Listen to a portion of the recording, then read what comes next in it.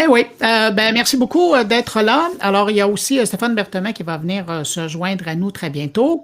Alors, merci. Je vois qu'il y a déjà 36 personnes qui ont répondu à notre invitation de venir passer le midi avec nous, question de discuter, de répondre aux questions que les gens ont déjà envoyées. On a déjà reçu une bonne dizaine de questions grâce à ton invitation, Karine, que tu avais envoyée en ligne. Alors, les gens ont déjà répondu. On voit que les gens sont curieux. Alors, si, question d'attendre que Stéphane arrive. Ben voilà, il arrive, alors on va le brancher tout de suite. Bonjour, Stéphane Berthevin. Salut. Salut tout le monde. Ben voilà. Bon, alors voilà, là, on est les 4 chevaliers qui sommes là. Alors, qu'est-ce que vous diriez si on commence tout de suite avec. On va commencer directement avec les questions, hein? Ben oui. Tout le monde est d'accord?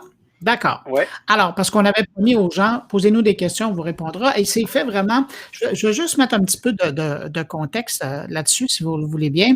On a l'habitude, nous 4, de se rencontrer de temps à autre en ligne. À l'occasion, il y a d'autres personnes qui se rajoutent, mais pour discuter de podcast. Et puis, on s'est dit, pourquoi on n'ouvrait pas notre discussion un petit peu plus large pour savoir ce que les gens sont curieux de savoir quant à la balado-diffusion. Alors, c'est pour ça qu'on vous a donné rendez-vous ce midi. Je vois qu'il y a déjà 39 personnes qui sont là. Alors, comme je le disais, on va enchaîner tout de suite avec les questions. Sinon, je pense que Karine avait très bien fait le travail de présenter qui fait quoi. Alors, je ne vais pas commencer à faire la présentation des gens qui sont les 4 visages que vous voyez. Vous allez voir au fil des discussions, je vais mettre les noms et vous verrez qui fait quoi. Donc, on commence avec une première question qui vient de Fred Lapp et qui dit aujourd'hui, la tendance semble à être, il y a beaucoup de contenu sur tous les sujets et ils sont créés pour par toutes sortes d'acteurs, entrepreneurs, blogueurs. Comment s'y retrouver en tant qu'auditeur et en tant que nouveau producteur de contenu? Bref, comment on essaie de faire la différence avec tout le contenu qui est déjà disponible? Qui voudrait répondre à cette question-là en levant la main que je donne la parole? Bon, Stéphane. À l'oreille. Moi, je pense qu'on fait la différence à l'oreille en écoutant. En fait, ce que je voulais dire surtout qui est intéressant, je crois, par rapport à ce qui est en train de se passer dans le balado, c'est ce qu'on a connu en France dans les années 80, ce qu'on a appelé les radios libres. Il y a eu vraiment un phénomène parce que la diffusion radiophonique était réglementée très strictement par les lois et on a déréglementé cette diffusion-là. Et à un moment donné, il y a toutes sortes de radios qui sont mises à apparaître, toutes sortes de gens qui faisaient de la radio amateur. C'était vraiment comme le balado. Ça allait de gens qui le faisaient dans leur garage à des médias un peu plus organisés qui ont créé des chaînes. Puis au début, c'était exactement comme ça a été avec le balado, un peu tout à la fois, plein d'idées, puis des fois des choses de plus ou moins bonne qualité. Puis ça a eu tendance à s'améliorer. Puis évidemment, comme dans tout phénomène, les meilleurs ont continué et on voit des radios comme Radio Nova, Arte Radio, des grandes chaînes aujourd'hui de radio, elles viennent de là. Donc moi, je dirais que c'est un phénomène naturel. Puis il faut naviguer là-dedans. J'ai l'impression qu'il n'y a pas trop le choix pour savoir ce qui est bien ou pas bien. Là. Des fois, il y a des choses qui techniquement sont pas exceptionnelles, mais super intéressantes aussi. Donc, faut se méfier de ces côtés-là. Karine, je te vois hacher la tête. Qu'est-ce qu'on fait pour se différencier dans toute cette merde de podcast? Hop, là, c'est à ton tour d'ouvrir le micro. Oui, c'est ça, là, mon micro. Parce qu'on a la réalité du confinement, puis j'ai des ados qui sont à l'école à la maison. En fait, je pense que effectivement, se démarquer, c'est de aussi trouver un sujet, trouver une niche, puis trouver. On lisait récemment, il y avait sur un des groupes une jeune fille qui disait « Moi, je voudrais faire du true crime, mais j'ai l'impression qu'il y en a, même si je cherche pas de l'information, puis j'essaye sans écouter les autres podcasts, j'essaie de moi faire preuve d'initiative ou d'originalité. Quand je me rends compte, c'est déjà ce qui a déjà été dit. Et effectivement, les gens en réponse, c'est oui, mais démarque-toi dans ton traitement. Des fois, on peut entendre la même histoire racontée par différentes personnes, mais il y a une voix qu'on aime entendre, il y a un style qu'on aime entendre. Pour être fan, moi, de podcast True Crime, il y en a que j'écoute, puis pour la même histoire, puis on sait, par exemple, Dirty John, ça a été couvert plus qu'une fois, ben il y en a qui traitent Dirty John, puis après quelques minutes, moi, j'arrête parce que ça me revient pas, alors qu'il y en a d'autres dans le traitement sont très intéressants. Donc, je pense que c'est aussi beaucoup une question de personnalité puis de ce qu'on peut apporter en plus, en valeur ajoutée, en plus de notre contenu. Francis, toi qui fais dans le podcast quotidien très personnel, comment on fait pour ressortir de la masse? C'est sûr qu'en parlant du podcast quotidien, peut-être que je me ressors pas tant que ça, mais qu'est-ce que je donnerais pour ressortir de la masse, c'est d'aller creuser la niche puis de se trouver un angle. Si je te dis, j'ai un podcast d'un comptable qui va te montrer comment sauver la planète, tu vas me dire c'est plate. Si je dis, t'en as-tu vraiment de besoin? Je pense que tout le monde au Québec sait de qui qu'on fait allusion. Fait que parce qu'il a pris l'angle de la frugalité. Fait que de se trouver un angle, un point de vue, puis de garder ce cap-là pour rallier les gens qui ont les mêmes valeurs, le même point de vue que toi, je pense que c'est winner pour se différencier des autres. C'est le même sujet. Oui, tout à fait. Il y avait, puis moi, je dirais que l'important, c'est d'être présent, c'est de prendre sa place. Et puis, avec le temps, évidemment, il faut perdurer, mais avec le temps, moi, je dis toujours qu'un podcast va trouver son auditoire. Hein. Il y a quelque chose d'organique. Vous allez le partager sur vos plateformes, donc les gens qui vous suivent vont le découvrir. Si c'est bon, si vous êtes fidèle à vous-même et dans le fond, vous allez dans le même sens que les autres sujets que vous partagez, c'est juste normal. Les gens vont accrocher à ça. Ça va être un rendez-vous de plus. Celui-là, il va être audio. Et tandis que vous jusqu'à maintenant, peut-être que vous avez partagé que du texte, des photos, peut-être à l'occasion des vidéos. Mais le podcast est un médium qui est intéressant pour ça. Est-ce qu'il y a quelqu'un d'autre qui veut rajouter quelque chose sur ce sujet-là? Eh mon Dieu, c'est génial. Alors, on passe à une autre question. Là, Lise Lavoie, là, elle a vraiment répondu à notre demande. Karine avait demandé, envoyez-nous vos questions. Elle nous en a envoyé 6. On va en passer quelques-unes, on va aller à d'autres, puis après, on reviendra. Lise Lavoie, la première question, et puis la question est bonne. Qu'est-ce qu'on dit lors du premier épisode de son podcast? Qui veut se lancer là-dessus? Je vais y aller, Bruno. En fait, il y a deux choses à distinguer pour moi, dans le fond. Il y a ce qu'on appelle le résumé, donc le trailer de notre podcast, où là, ça peut être intéressant d'inviter les auditeurs à mieux cerner les objectifs de ce qu'on veut. En fond, ce qu'on veut, c'est notre pub. Fait que donner envie aux gens de nous écouter, donner les grandes lignes, comment ça va se dérouler. Ça, parce que le trailer, on voit que c'est aussi étonnamment, moi, à l'origine, je pensais pas que quelqu'un écoutait des trailers. Et finalement, mon trailer, c'est malgré tout l'épisode qui est le plus écouté de tous mes épisodes encore aujourd'hui. Fait que c'est quand même assez curieux. Et donc, oui, c'est important de bien le traiter. Puis dans le premier épisode, je dirais que c'est intéressant aussi de se présenter puis d'être dans ce contact-là. Il faut dire que moi, je travaille, on le voit à l'écran, là, moi, mon podcast, c'est beaucoup plus pour les mères et c'est un podcast qui est très court, c'est une quotidienne, 5 jours semaine, ce qui fait que moi, mon désir, c'était de créer une intimité avec ces mamans-là. Donc, mettre la table pour ça, donner le parfum, dans le fond, de ce qu'on va partager tous les jours dans notre premier épisode. Je pense que c'est une bonne lancée pour intéresser les auditeurs puis savoir aussi dans quoi ils s'embarquent en nous suivant. Mais il faut dire que le premier épisode, oui, il est écouté, mais moins que le trailer. Fait qu'il faut vraiment travailler. En tout cas, le trailer, dans mon cas à moi, je te dirais que le premier épisode, c'est pas, il est encore écouté, mais c'est la bande-annonce qui est la plus populaire. Tout à fait, tout à fait. Stéphane, Francis, qui veut poursuivre? Premier épisode, qu'est-ce qu'on dit? Je vais y aller. Moi, je dirais qu'en gros, c'est un choix éditorial. Moi, j'aime bien l'épisode 0 où ce qu'on se présente. C'est la fois, surtout si on fait des entrevues, c'est pas mal la première place qu'on a de briller parce qu'après, on laisse parler nos invités. Sinon, il y en a qui vont commencer directement par l'épisode 1, un peu comme quand tu écoutes une série. Il y en a qui vont faire un pilote, puis d'autres comme tu rentres dans la famille, puis tu apprends à découvrir au fil des épisodes. Puis il y a le fameux trailer de Karine qui est une autre bonne option. Fait que c'est plus de décider. C'est un style, ça, le trailer de Karine? Ouais, c'est en plein, c'est un nouveau style. Non, mais dans le sens que tu veux faire une bande-annonce de qu'est-ce que tu vas parler qui va plus être sur ton podcast que sur toi, j'imagine. Fait que j'irais plus, c'est une décision, comment toi tu te sens. Est-ce que tu te sens à l'aise? C'est pas toujours évident de faire un épisode 0 puis de parler tout seul de soi-même.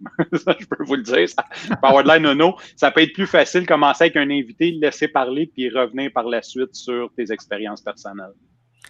Stéphane, de ton côté? Ben moi, je dirais que ça dépend vraiment de ce que chacun, c'est la façon dont chacun veut aborder son balado. Si je prends mon exemple, quand on a démarré l'ombre du doute, on a le premier épisode, on a démarré dans l'histoire parce que l'histoire est plus importante à mon sens que moi dans la présentation. Donc ça dépend vraiment de ce que tu fais dans ton show, de qui tu es dans ton show, de ce qui est ton show. Tu sais, si tu fais un show de débat, de discussion, si on faisait un show tous les quatre, on ferait un premier épisode où forcément on se présenterait. Si ton sujet est plus important que toi, présente ton sujet. Je pense que c'est ça qui est important. Et puis dépose au cours de ton histoire des petites informations sur toi, c'est pour que les gens comprennent il y a deux choses importantes, c'est pourquoi tu fais ça, c'est quoi la démarche, puis un peu qui tu es, puis quel est ton lien avec cette démarche-là. À partir de là, moi, je pense que chacun fait comme il veut. Ton approche, Stéphane, c'est pas aussi d'établir une complicité avec l'auditeur, le fait de te présenter un peu petit par petit? L'approche, c'était vraiment, tu sais, c'était notre premier balado, c'était le premier de la série, donc moi, je crois qu'on n'a pas complètement réfléchi à toute la stratégie. Tu sais, on l'a fait un peu au feeling, mais je pense que l'approche était de se dire, bon, l'histoire est plus importante que nous, que moi et que le réalisateur, que Cédric. Nous, on est là pour servir l'histoire, donc on va mettre l'histoire en avant. Puis il y a aussi quand même quelque chose d'important quand tu racontes des faits réels, c'est que ce que veut le public, c'est les faits réels, c'est pas forcément toi. Tu sais, moi, je me considère pas comme une star ou comme quelqu'un qui va être plus attractif que mon sujet. Donc, je pense que c'est important de bien mesurer qui tu es par rapport à ton sujet et qui sert quoi là. On comprend que tu es le porteur de l'histoire. Je passe à une autre question de Lise Lavoie. Elle dit combien de temps doit durer un podcast? Je présume qu'elle parle de l'épisode, là. Ça, c'est pour toi, Bruno. Ça, c'est une question pour toi. Ça, c'est une question pour toi, Bruno. Ah ben ça, c'est gentil. Dans mon cas, moi, écoutez, ça dépend de ce que vous voulez faire. Hein. Si c'est un rendez-vous quotidien, j'ai l'impression qu'il faut aller dans le cours. Et ça, Francis pourrait le valider par la suite. Et sinon, si c'est quelque chose d'hebdomadaire, j'ai l'impression que tourner autour du 20-30 minutes, c'est une bonne idée. Évidemment, si vous êtes dans le plus spécialisé, dans mon cas, avec mon carnet, minimum, c'est 1 heure. Des fois, on va jusqu'à 1h15, 1h30. Non, pas 1h30, 1h20, mais c'est un magazine. C'est un hebdomadaire. Il y a 5 collaborateurs qui se joignent à moi. Il y a des invités. C'est un gros show à grand déploiement. Mais c'est ça. Donc, la réponse simple, là, peut-être autour de 5 minutes, 10 minutes max au quotidien, un 20-30 minutes à l'hebdomadaire, et mis à part quelques exceptions. Et merci de m'avoir lancé ce poisson-là, Stéphane. Francis, toi qui es dans le quotidien, ben, moi, je pense que la première chose à penser, c'est notre auditeur. Où va-t-il être quand il va nous écouter? C'est quoi son temps? Fait que si tu vises quelqu'un qui prend le métro 15 minutes par jour pour aller à l'université, ben, si tu peux rentrer en dedans de 8 minutes pour qu'il t'écoute. L'autre chose que j'ai découvert, puis pourquoi que mon quotidien est court, c'est que si je veux donner une chance aux gens de m'écouter, le plus court que tu es, le plus qu'ils ont de chance de laisser une chance d'entrer dans leurs oreilles. Si j'arrive avec un podcast d'1h30, j'ai beau avoir la solution miracle à n'importe quoi, les gens vont peut-être dire comme c'est trop long. Si j'arrive avec un 5 minutes, ils disent « Hey, essaye-en un ». D'ailleurs, c'est ce qui arrive avec mon show. Les gens en écoutent un, puis ils disent « Ah, on en écoute un deuxième, on en écoute un troisième ». Peut-être que si on écoute pendant 1 heure. C'est ça, exactement. Fait que c'est surtout de penser à son auditeur. Souvent, le plus court est mieux, comme on dit l'adage Je t'écris ce long message parce que je n'ai pas eu le temps de le faire plus court, donc le plus court sera le mieux. Mais en même temps, Bruno, si tu me permets, je regarde par exemple un show comme L'ombre du doute de Stéphane. Tu sais, à 10 minutes, moi, j'aurais été frustrée, mais tout le long, là, tu sais. Puis même là encore, j'aurais pu en prendre des 1 heure, 1 heure et demie, parce que là, c'est un peu comme, puis là, c'est là que ça rejoint Francis, de dire, faut aussi penser à notre auditoire. Tu sais, pour moi, L'ombre du doute, c'est quelque chose qui se rapproche de l'ordre du film, si tu veux, ou du roman, du livre. Le podcast de Francis, puis qui rejoint un peu le mien dans le sens où c'est une quotidienne, c'est vite consommé. Ben là, c'est comme un feuillet qu'on laisse à gauche et à droite. Puis dans ton cas, à toi, c'est un magazine. Donc, tu vois, si on fait le parallèle avec l'écriture, ben je pense que c'est vrai qu'il faut voir qui va nous écouter, puis où il est. Puis je pense que oui, effectivement, le point que Francis apportait est important à souligner. Oui, Stéphane. Je pense qu'il y a une règle qui est vraiment importante, c'est il faut toujours en donner moins que trop. Ça, pour moi, c'est vraiment... il faut que nous, on soit frustrés quand on a fini de monter un épisode, et il faut que le spectateur, l'auditeur, soit frustré quand il a fini d'écouter un épisode. Et tu vois, c'est pour ça que j'ai créé mon carnet extra le lendemain. Mais les gens ne savent pas qu'il y a mon carnet secret.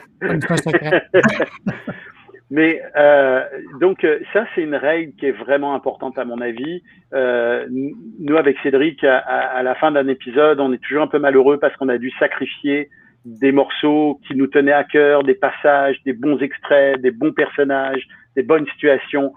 Mais c'est ça qui fait la saveur du balado, et c'est ça qui fait qu'à la fin, tu dis « Ah, je vais écouter le suivant parce que je peux pas rester là-dessus ». Ça, je crois que c'est vraiment fondamental. Ne donnez jamais trop à votre auditeur. Ah, c'est bon, ça. Je vais faire un tour du côté des questions qui apparaissent sur Facebook. Il y a, c'est Alexis Cornelier qui dit est-ce que vous considérez, je paraphrase, est-ce que vous considérez le podcast comme uniquement de l'audio? Ou est-ce que le podcast vidéo, ça existe? Oh, c'est un bon débat entre nous-mêmes. Oui, ben, je vois des mots sur les camarades. Qui veut commencer? Va pogner. Qui veut commencer? Bon, ben, Francis, tiens. Je vois que tu prends un peu de recul par rapport à la question. Oui, j'aurais laissé parler l'ancêtre du podcast quand même. J'aurais laissé parler. Non, Francis d'abord.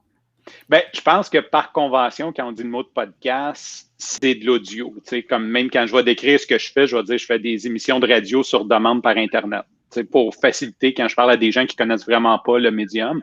Mais techniquement, le podcast, c'est n'importe quel fichier numérique. Ça pourrait être des photos ou même un PDF à la limite. Fait que oui, le podcast vidéo est un podcast. C'est vraiment le mode de diffusion qui fait que c'est un podcast. Ça, c'est ma réponse.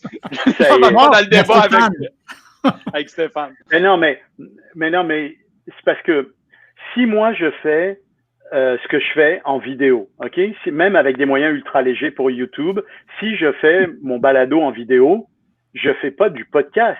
Je fais du vidcast ou je fais de la vidéo pour YouTube. Tu sais, je veux dire, pour moi, oui, je comprends ce que tu dis. Techniquement, tu as raison. Sur le fond, je peux pas te donner tort. Techniquement, tu as raison. Puis il y a grand-papa Bi du podcast qui nous observe en haut avec ses cheveux blancs. Puis lui, il le sait parce qu'il était au départ de ces histoires-là. Mais techniquement, tu as raison. Mais après, il faut voir l'histoire. Et Karine le rappelait dans un des commentaires qu'il y a eu, je sais plus, il y a une discussion sur Facebook il y a pas longtemps. Le podcast, tu sais, il a été poussé par Apple. Puis Apple, quand ils ont poussé le podcast, ils l'ont poussé comme un produit audio portatif, portable. Tu sais. Donc ça, c'est un fait qu'on ne peut pas retirer de l'histoire du podcast. Et moi, je pense que si on regarde ce que c'est aujourd'hui que un produit audio qu'on écoute à la demande ou un produit vidéo qu'on écoute à la demande, ben on est obligé de faire la différence. Parce que c'est pas la même chose. Dès que tu mets de l'image, t'es plus dans le podcast, t'es dans du vidcast, dans ce que tu veux, mais pour moi, c'est pas la même chose. Karine?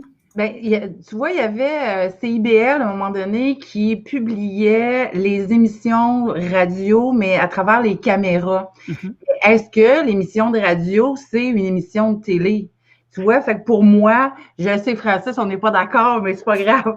Fait que pour moi, le podcast, quand il est rendu en vidéo, c'est juste un moyen supplémentaire de diffusion puis de rejoindre. Donc, c'est un canal de diffusion pour rejoindre d'autres auditeurs.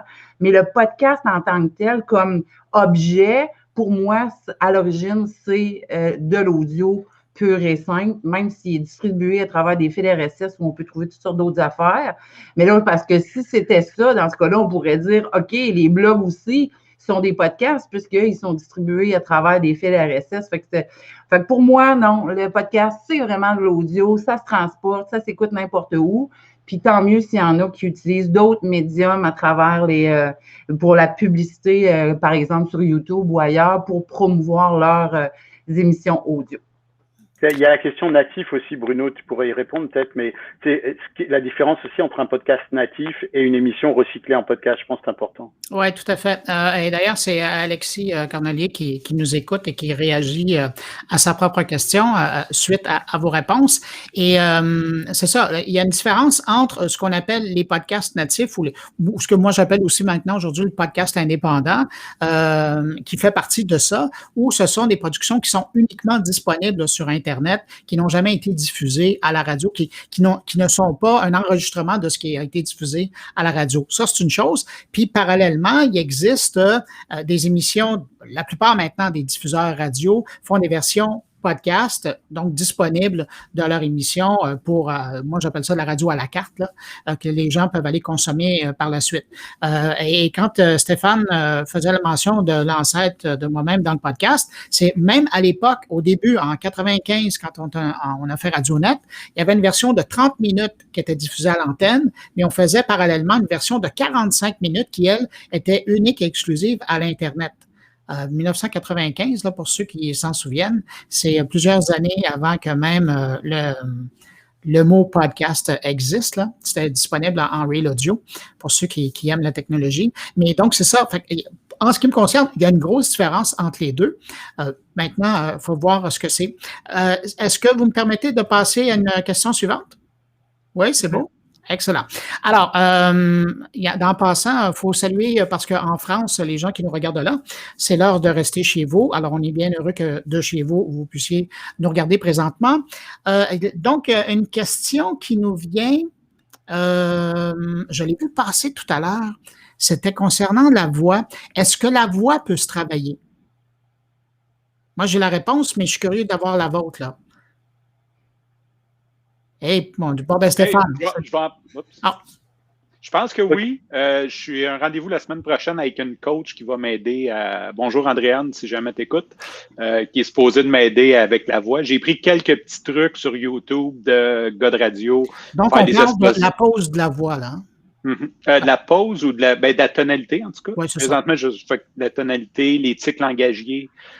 Travailler les hums, prendre des silences au lieu de faire des hums. Il y a plein de trucs comme ça. Bien respirer, je pense que la première chose. Pour qu'on puisse parler, ça nous prend de l'air d'un poumon. Fait qu'apprendre à respirer. Fait que je pense que oui, définitivement, ça se travaille. Je le souhaite que ça se travaille. Ouais. Moi, je crois qu'il y a beaucoup de choses qui se travaillent. D'ailleurs, c'est pas pour rien qu'il y a des coachs de voix là. Mais je pense qu'il y a beaucoup de choses qui se travaillent. Moi, je vois une différence entre mes premières productions et aujourd'hui. Et puis, il y a, comme tu dis, il y a des techniques. Se tenir droit, respirer longuement avant une phrase qu'on sait être longue et complexe. Placer sa voix, essayer de s'écouter pendant qu'on parle, pour juste se placer aussi dans son oreille, s'entendre un peu parler pour se dire oui, c'est bon. Et là, il faut faire attention justement au phénomène des écouteurs. Quand on porte des écouteurs et qu'on enregistre en même temps, c'est pas évident. Et puis il y a aussi tout le travail sur la tonalité de la voix, le rythme, les pauses, ce genre de choses. Ça c'est un travail qui se fait facilement, enfin qui se fait. Oui, Karine? Je rajouterais aussi, c'est le fun ce que tu partages, Stéphane. Puis, tu sais, tant qu'à travailler la voix, il y a aussi comment on se sent, c'est-à-dire en termes d'émotion. Tu sais, est-ce que j'ai envie que mon podcast soit joyeux? Ben, tu sais, de sourire, de se mettre un miroir devant soi, sourire pour avoir une voix plus joyeuse. s'il y a quelque chose de dramatique, comme dans les podcasts de Stéphane, bien évidemment, on va aller chercher une autre émotion pour avoir une autre tonalité. Fait qu'effectivement, ça peut être intéressant de jouer avec l'émotion qui nous habite pour pouvoir donner le ton à notre voix, oui. Stéphane. Oui, il y a un point que moi j'ai compris en faisant du balado, c'est la différence entre la radio et le balado et le podcast. La radio, on parle à une foule. Quand vous faites de la radio, vous parlez à une masse de gens. Quand vous faites du podcast, vous parlez à une personne à la fois. Et c'est ça qui fait la différence. Si je parle à du monde, je vais parler comme ça et voilà ce qui se passe. Là, je vous explique ça. Par contre, si je te parle à l'oreille, je vais te dire que ça, c'est particulièrement important. Et il faut que tu l'écoutes parce que tu vas apprendre quelque chose. Stéphane, tu as trop fait de télévision dans ta vie, c'est ça le problème. Parce que moi, cette explication-là, là, je la donne à des gens, quand je fais de la formation, j'ai la différence entre la télé. Je te l'ai piqué. Ah ben non. Ouais, mais c'est pas le même concept. Moi, c'est la différence entre la télé et la radio, ou la télé et l'audio. Quand tu t'adresses à la caméra, quand tu regardes la caméra, tu lui parles directement à la caméra, tu sais qu'il y a plusieurs personnes et tu parles à un groupe de personnes. Mais quand tu parles dans le micro, tu t'adresses à quelqu'un en particulier. Et puis tu ne verras pas d'animateur de télévision commencer à parler dans le micro comme ça. À moins qu'il fasse du SMR, mais c'est autre chose. On en parlera dans un autre rendez-vous. Mais donc, c'est ça. Fait que moi, c'est la grosse différence. Dans le temps, quand je faisais de la radio, chez un certain diffuseur, moi, je m'adressais à une personne. Dans ma tête, c'était clair. Mais donc, alors que ce soit de la radio, que ce soit du podcast, c'est la même affaire. On s'adresse, tu sais. C'est pas pour rien que j'utilise toujours l'expression, quand je fais mon intro dans mon carnet, je dis toujours « Merci de m'accueillir entre vos deux oreilles ». Parce que je parle au cerveau des gens, là. Ils font leur décor, je leur demande leur attention, puis je vous donne de l'information, puis après, je vais avec... Oui, Stéphane, pardon. Ben, je ne veux pas prendre la parole trop souvent là-dessus, mais c'est important parce qu'après, il faut en tenir compte aussi au montage, par exemple. J'écoutais des balados récemment où c'était super intéressant, mais le narrateur allait, par exemple, un tout petit peu trop vite. Et quand le narrateur va trop vite, mon cerveau a du mal, et je suis pas particulièrement spécial, différent des autres, mais le cerveau en général a du mal à assimiler les émotions.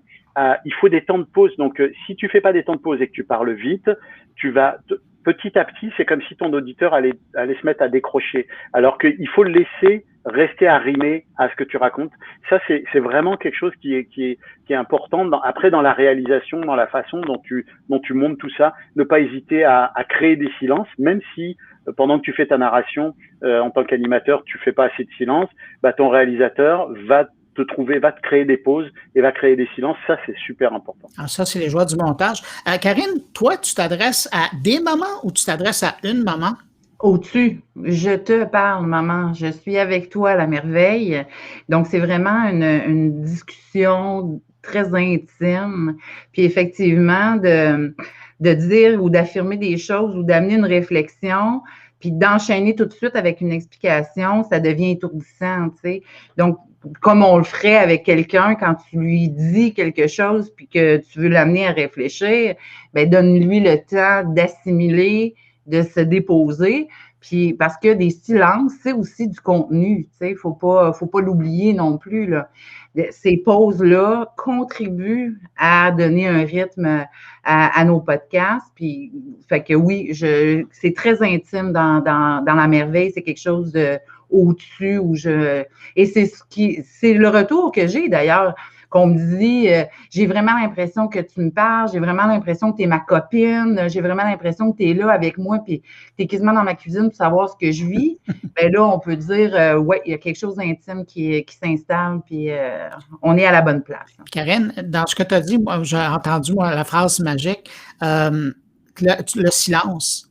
Un silence, ça parle tellement. Et j'en viens pas qu'il y a des gens qui les enlèvent. Tu sais, dans des entrevues, pouf, on passe tout de suite à la réponse de la personne, alors que son silence, ça montre que ou il est mal à l'aise, ou il réagit, ou il s'est jamais posé la question. Tu sais, ça parle beaucoup, ça. Francis? Il a deux doigts. Il fait parler son silence. Il est très fort. Hein? Il est concept. C'est pour ça que Francis a besoin de la vidéo. Ça va être long, Francis, si tu continues comme ça. Tu avais raison. Non, mais je suis tellement d'accord avec toi, puis je trouve que c'est tellement une erreur de débutant, ceux qui coupent tous les silences, puis que le podcast a l'air d'une mitraillette de mots. C'est important. Laisse le temps se passer, c'est normal. La personne a le temps de réfléchir, puis ça donne la dimension aussi. Je prends le temps de répondre, puis exactement. Fait que oui, le silence est un contenu. Excellent. Là, je reviens à une question de Lise Lavoie. J'aime ça donner la paternité ou la maternité des questions parce que ça montre où les gens, leur réflexion. Elle nous pose la question, quel est le secret pour avoir un bon son? Puis là, il y a un monsieur, là, je pense à Francis, là, celui qui, une fois par semaine, nous donne ses conseils dans le groupe en balado, à part de lui-même les utiliser dans ses productions. C'est quoi le secret d'un bon son, Francis? Ben, c'est la pièce. Premièrement, d'avoir une pièce calme, pas trop écho, pas trop grande. La pièce va faire beaucoup.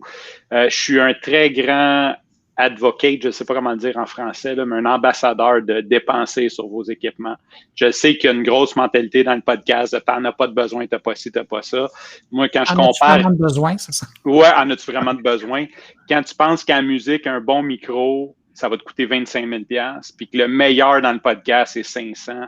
Pourquoi tu gosses à en acheter un à 150 $? Je ne le comprends pas. Je peux comprendre si vous n'avez pas l'argent. Je ne suis pas en train de dire de surendetter ou quoi que ce soit. Mais l'équipement, quand tu n'as pas la technique, tu n'as pas la pièce, un bon équipement va venir compenser. Un bon auditeur audio va être capable de prendre une mauvaise qualité et la rendre meilleure. Mais si tu n'es pas super bon, une bonne qualité va faire la différence. J'ai un épisode entre quand je change un micro à 200 $ puis un à 500. Comme tout le monde dit, c'est le jour et la nuit. Mon processus est le même.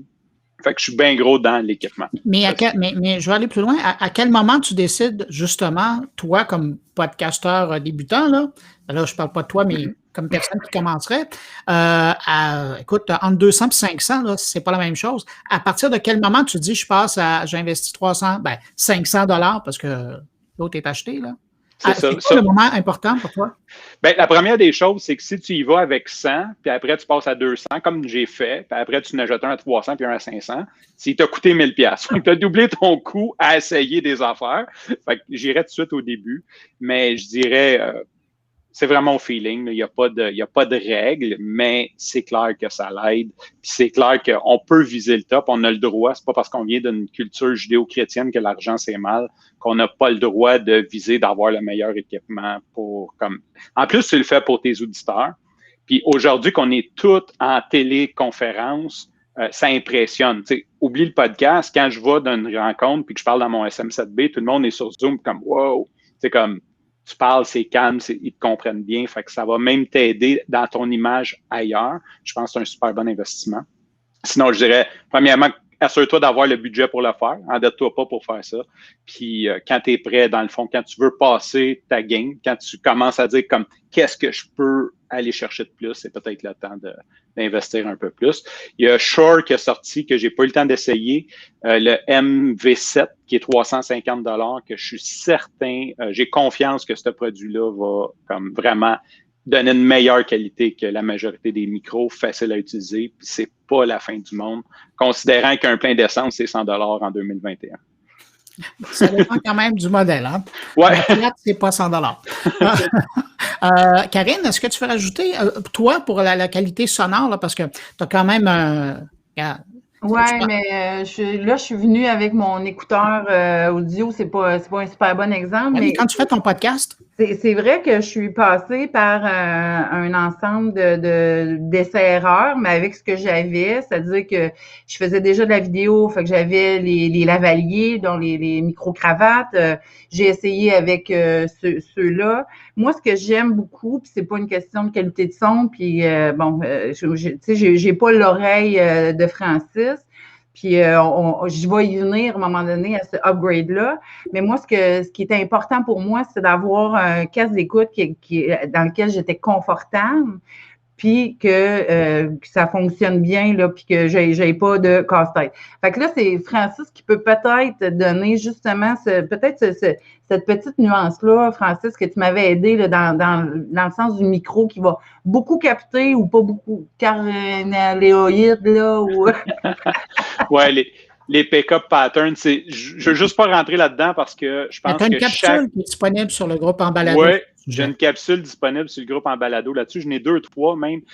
Parce qu'en fait, au final, c'est votre podcast. Parce que j'ai bien beau dire, lui, c'est le meilleur. C'est le meilleur pour ce que je fais parce que je m'assois dans un setup. Si je suis sur la route ou si je veux rencontrer mes invités à l'extérieur ou peu importe mon type de balado, c'est possible que mon micro soit pas le meilleur choix pour tout le monde. Fait qu'il y a plusieurs types. Ça dépend vraiment. Faut que tu y ailles avec tes besoins. Qu'est-ce que tu vas aller chercher? Est-ce que tu vas aller chercher un son plus radiophonique qui est peut-être modifié ou un son plus naturel? Puis c'est là que le choix va se faire. Je vois Stéphane qui tapote sur son micro, on l'entend. Ben, c'est ça, je voulais juste vous faire la différence entre... Voilà. Ouais, mais juste vous faire encore plus parce que... Je voulais juste vous faire la différence entre ce que vous aviez tout à l'heure et ce que vous avez maintenant. Ah, c'est mieux.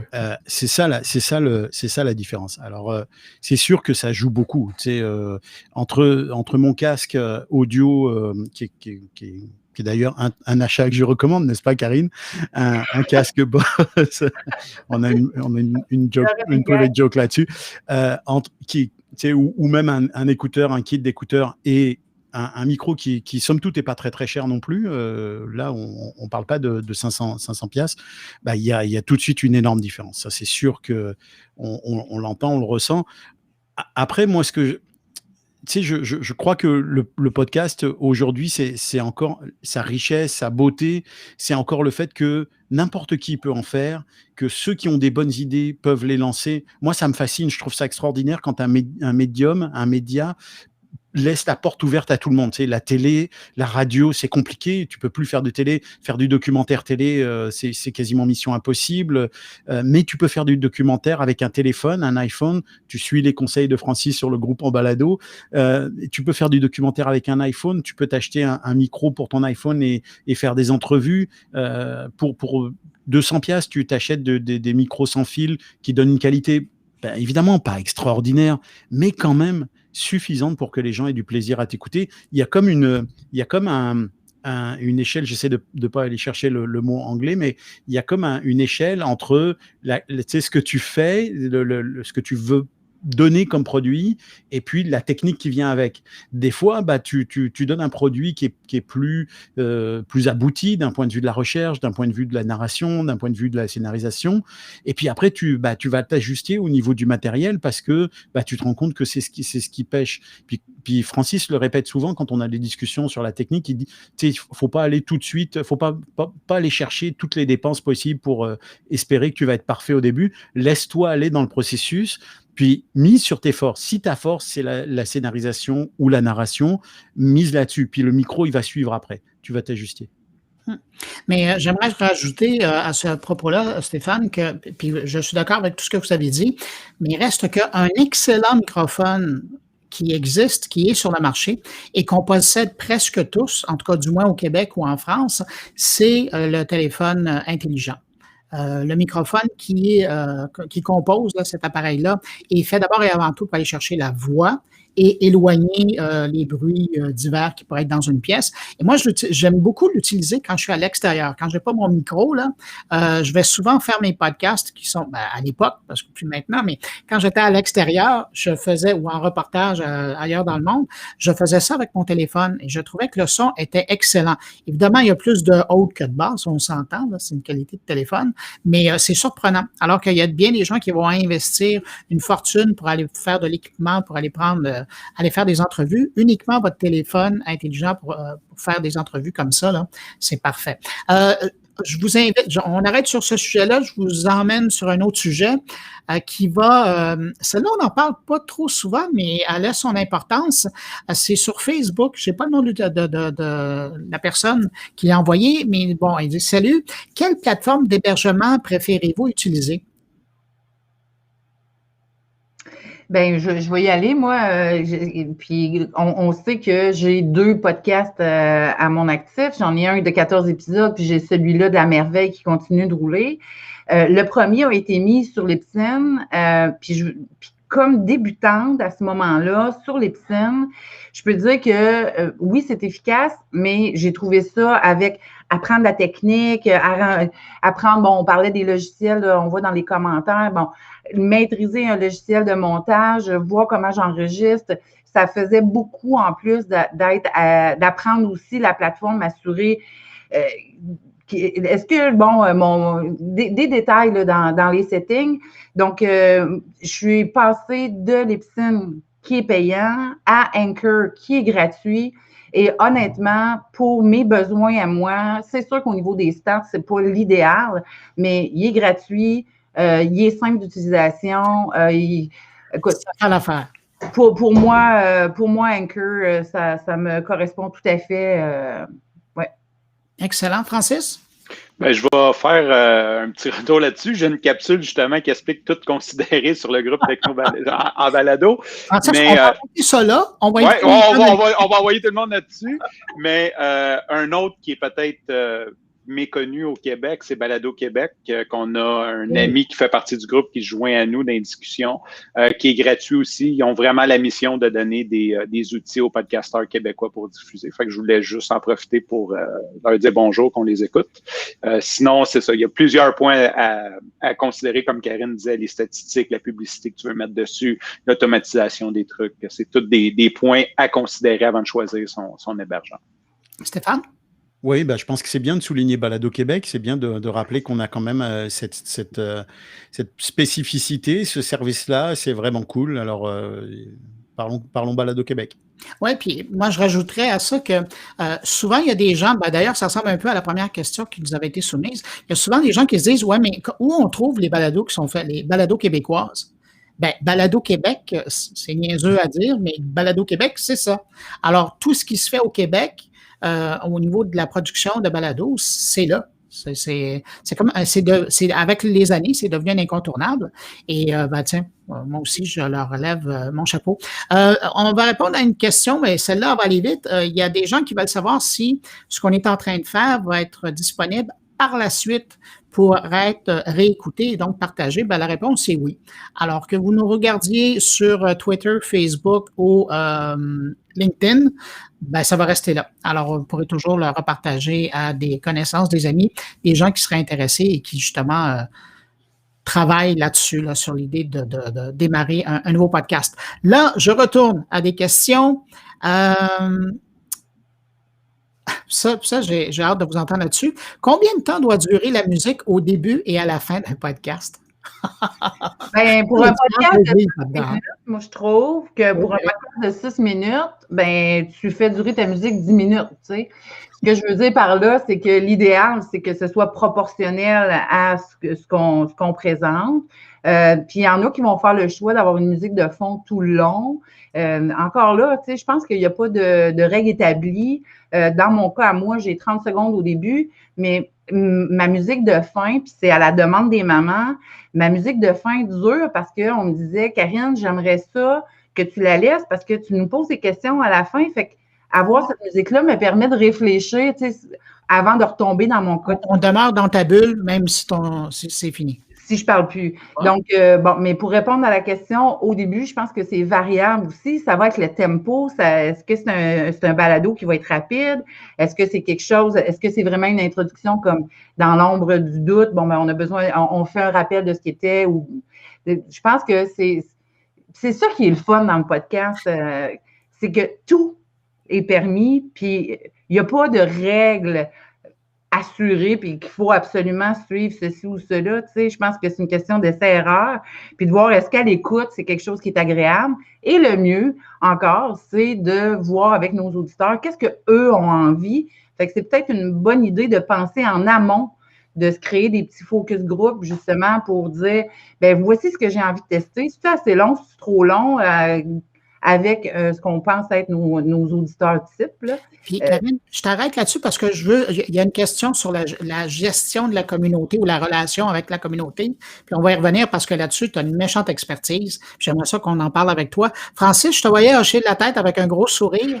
Moi, j'aimerais t'entendre sur la longueur de la musique parce que tu as fait un commentaire sur une de ma capsules que tu as dit que je l'avais partie. Tu l'aurais partie avant. Fait que puis on n'a jamais eu le temps d'en discuter ensemble. Fait que j'aimerais avoir ton idée sur quand on devrait arrêter la musique. Bon, non, quand même, hein? Non, mais le commentaire, je remets ça en contexte, c'était dans le cadre d'une capsule qui est disponible sur Embalado. J'espère qu'on va recevoir de l'argent pour la promotion qu'on fait du groupe. Ouais, parce que ça commence à faire de la promo, là. Ah oui, bon. Et donc, dans la capsule, tu donnais un exemple de montage. Et donc, il y avait la musique, puis après, ça descendait. Et là, il y avait toi, parce que c'était ta voix qui entrait. Mais ça, on est dans le mixage de la musique. La question à avoir plus avec le thème d'ouverture et le thème de fermeture. Alors, je ne répondrai pas à ta question. OK, c'est parce que tu l'as dit, moi, je l'aurais partie avant la voix. Fait que c'est pour ça que oui, moi, je trouvais qu'elle rentrait bien là.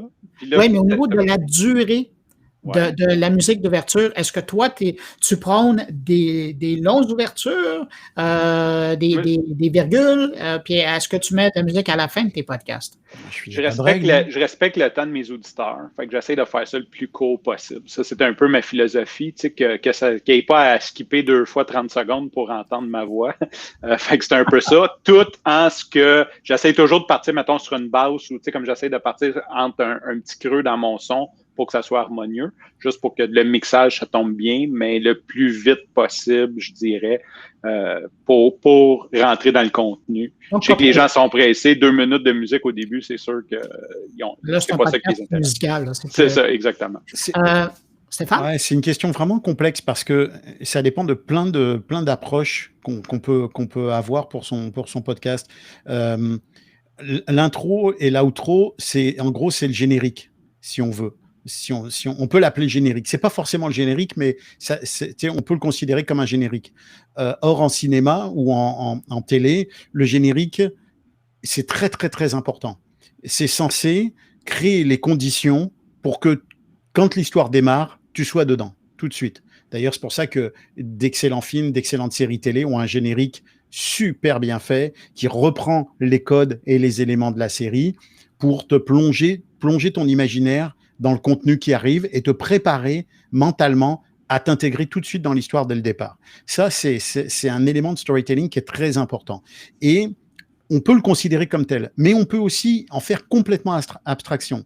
Moi, je considère que si ton émission a besoin justement de cette petite phase de préparation, fais-le. Mais si tu peux, fais tomber les gens dans ton contenu assez rapidement.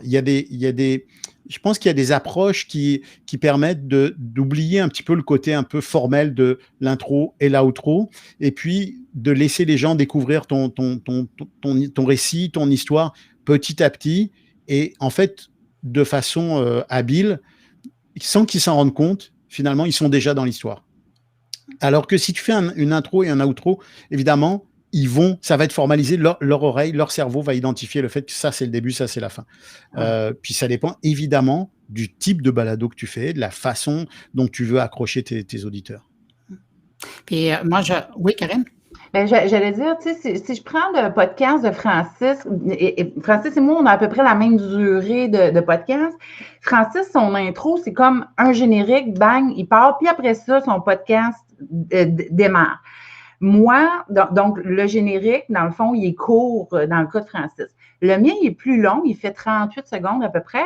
Mais moi, dans cette musique-là, j'ai mon intro, mais après mon intro, j'introduis mon sujet. Donc, c'est comme une espèce de tapis qui se déploie, qui fait le lien entre mon intro et l'épisode, parce qu'à l'intérieur de lui, je parle de ce qu'on va voir dans l'épisode. Fait que je pense qu'il y a une réflexion individuelle pour les podcasteurs à faire de dire, est-ce que c'est juste un jingle pour annoncer mon podcast, puis ou ben non, je fais une introduction en présentant et là, ça va pouvoir aussi déterminer la longueur de la musique du début. Puis moi, je rajouterais quelque chose à vos propos, c'est qu'il n'y a rien qui vous empêche en chemin de changer. Moi, le premier, récemment, là, il y a quelques mois, pour le Nouvel An, j'ai sacré mon thème de mon carnet d'or. et j'ai mis des petites virgules, des ponctuations, ce qui me permet de gagner, parce que j'utilisais un thème qui durait 30 secondes, environ 25-30 secondes, et puis après, il y avait les transitions entre dans le bloc d'actualité qui pouvaient durer entre 15 et 30 secondes. Mais là, j'ai décidé d'y aller vraiment tac, tac, tac, tac, tac. C'est des tout petites virgules qui durent 1 seconde, 2 secondes max, mais qui font vraiment une barrière entre chaque nouvelle. Mais là-dessus, je gagne presque 2 minutes de contenu. Et la rétroaction que j'ai eue des auditeurs, c'est qu'ils aiment beaucoup plus ça. Ils se sont demandé où était passé le thème, mais il n'y a personne qui s'en ennuie parce qu'ils arrivent beaucoup plus rapidement à l'information, au contenu. Donc, s'il y a quelque chose, moi, que j'ai gardé de cette aventure-là, c'est que gênez-vous pas. T'sais, si c'est pour le bien de vos auditeurs, le bien du contenu, à un moment donné, faites le saut, et puis il n'y a personne qui va vous en vouloir pour ça. Quelqu'un rajoute quelque chose là-dessus? On passe à une autre question? Bon, c'est merveilleux. Il y a des gens, là, ça vient de sortir 2 ou 3 fois. Il y a des gens qui se posent des questions. Tiens, il y a Maxime Duclos qui est là.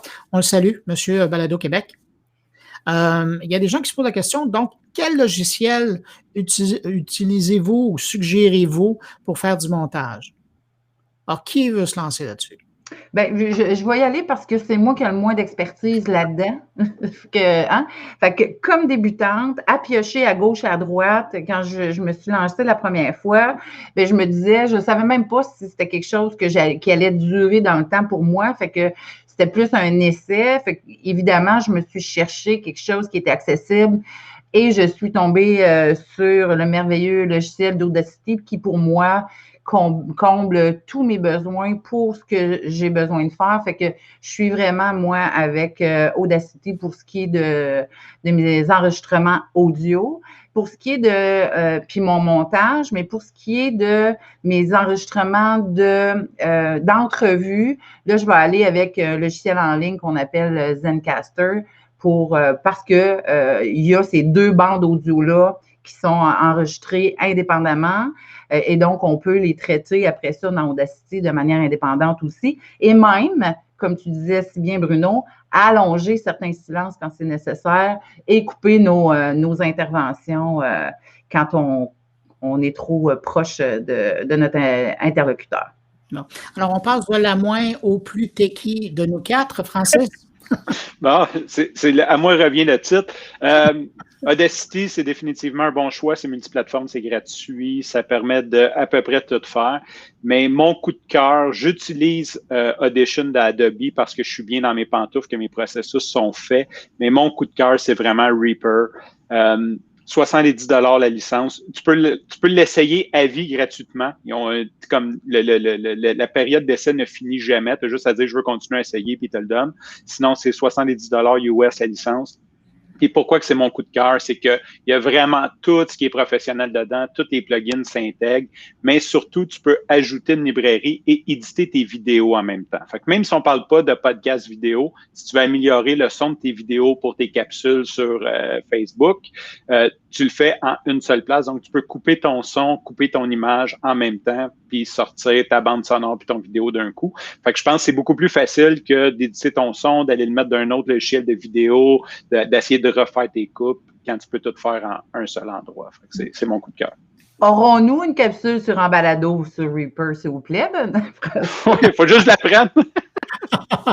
Mais Karine, je reviens à toi, puis en écoutant Francis, puis je me dis, puisque tu utilises Anchor pour héberger tes podcasts, tu sais que Anchor offre toute une interface pour faire du montage. Est-ce que tu l'as essayé?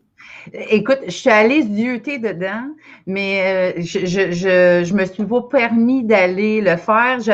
J'ai comme une espèce de crainte que ça se monte mal, puis que je sois poignée dedans, puis tu sais, on est proche de mettre en ligne automatiquement. Fait que non, je suis pas allée là.